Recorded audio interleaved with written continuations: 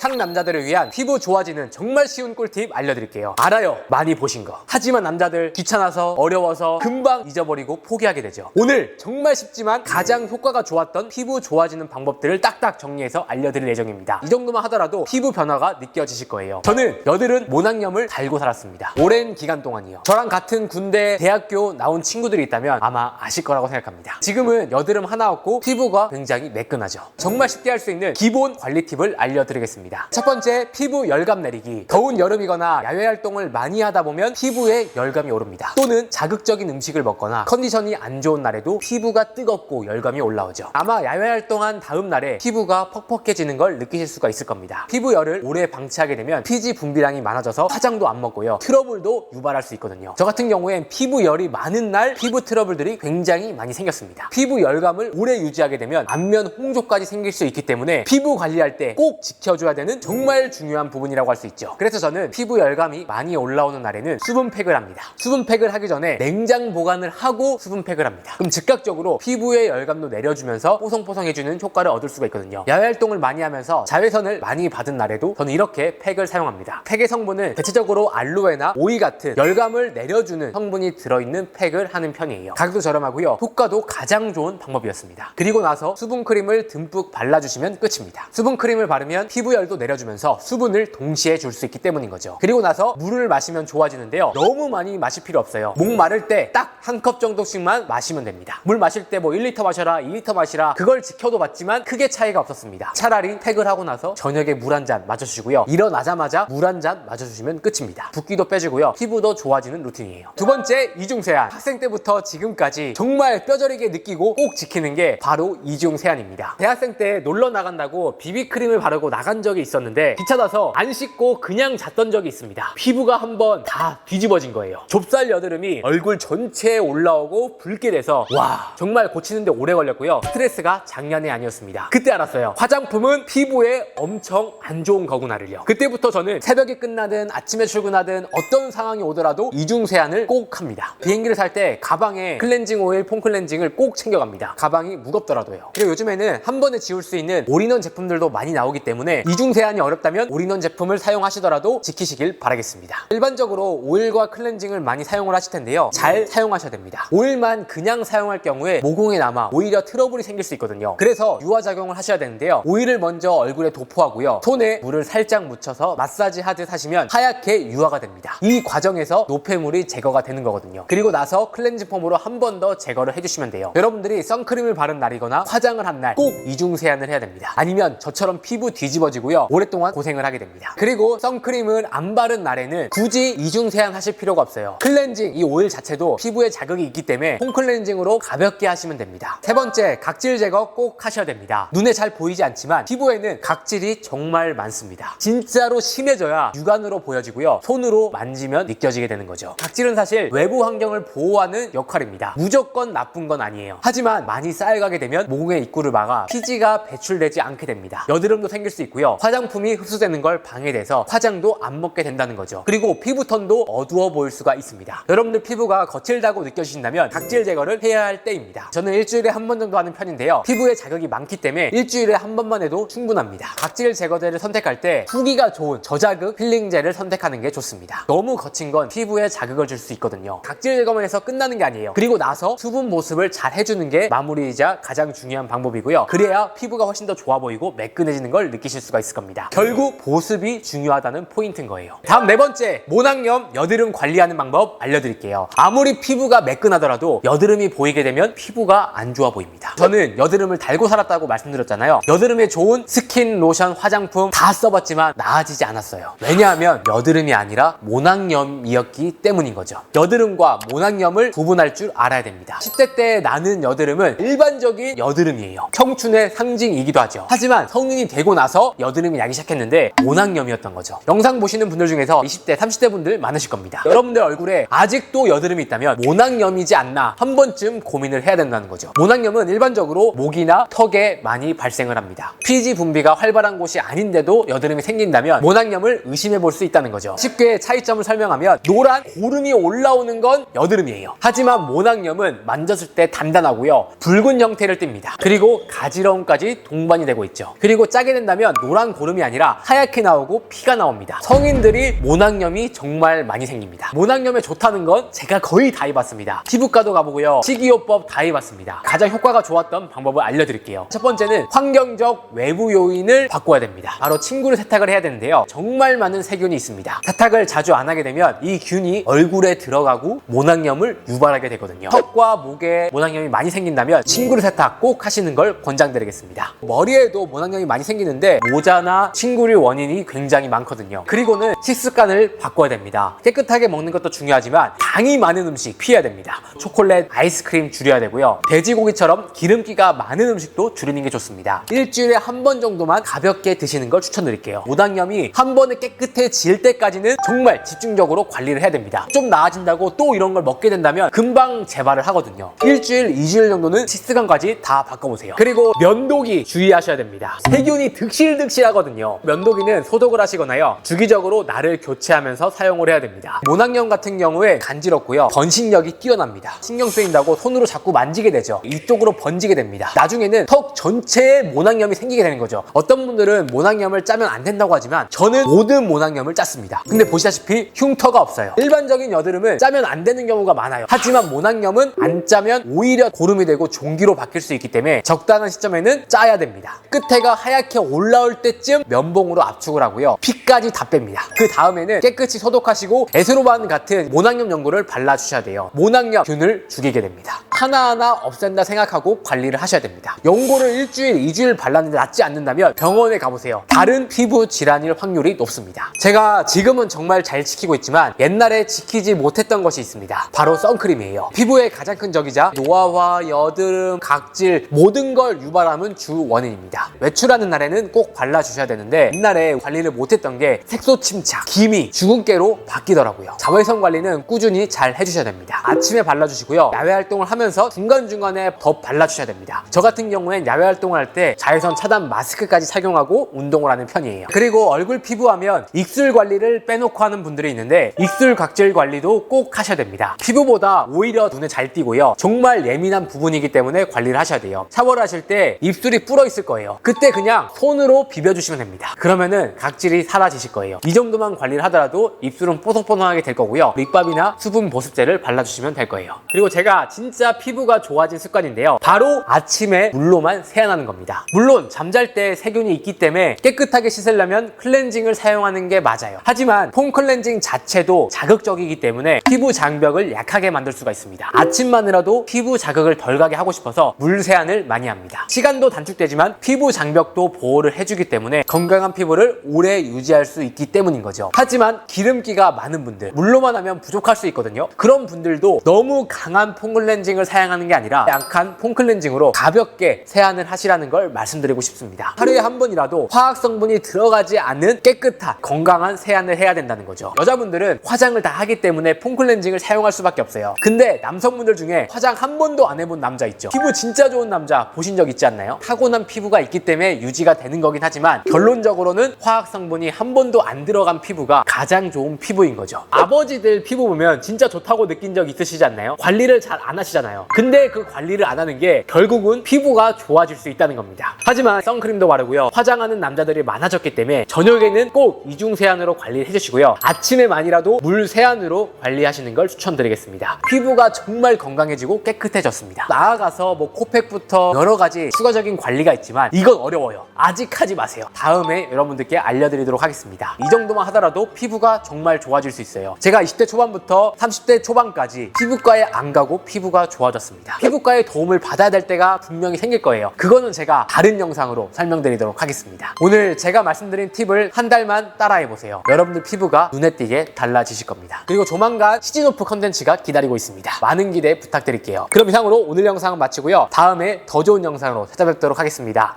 감사합니다.